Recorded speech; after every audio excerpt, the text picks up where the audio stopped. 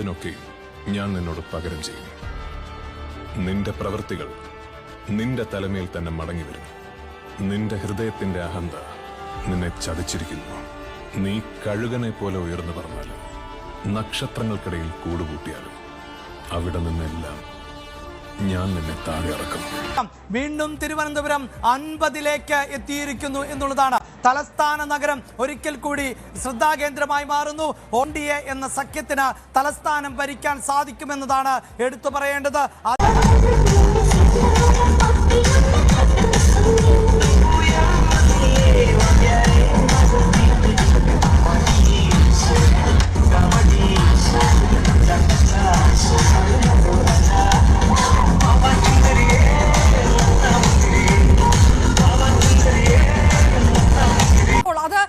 BJPയെ സംബന്ധിച്ചിടത്തോളം കേന്ദ്ര നേതൃത്വത്തിന്റെ കൃത്യമായിട്ടുള്ള ഒരു പ്ലാൻ ഇതിനകത്ത് ഫലം കാണുന്നു എന്നുകൂടിയുണ്ട്.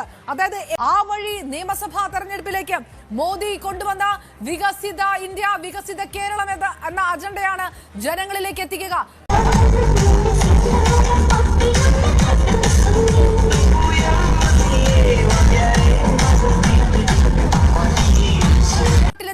എന്നാണ് അമിത്ഷാ പറഞ്ഞത്. അതായത് ഇവിടെ നിന്ന് ഞങ്ങൾ തുടങ്ങുകയാണ്, അത് സംസ്ഥാന അധ്യക്ഷൻ തൊട്ട് BJPയുടെ മുഖം മാറ്റം തൊട്ട് തുടങ്ങുകയാണെന്ന് പറയുമ്പോൾ എന്താണ് അമിത്ഷായും നരേന്ദ്രമോദിയും ഉദ്ദേശിച്ചത്?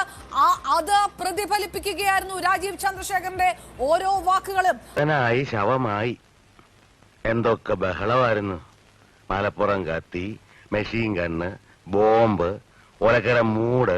അതിനുശേഷം മുനമ്പം വിഷയം BJP ആളി കത്തിച്ച സമയത്തും അതേത് തരത്തിലാണ് ഒരു ദേശീയ വിഷയമായത് എന്ന് കൂടി കണ്ടതാണ്. അത് മുനമ്പത്തടക്കം, മുനമ്പം സമരം നാടടക്കം BJP സ്വന്തമാക്കുമ്പോൾ അത് കൃത്യമായി വർക്കൗട്ട് ചെയ്തിട്ടുണ്ട് എന്ന് തന്നെ പറയണം. ഇങ്ങനെ ഒരു വിധി എഴുത്തുണ്ടാവുമെന്ന് സ്വപ്നത്തിൽ പോലും വിചാരിച്ചല്ലോ.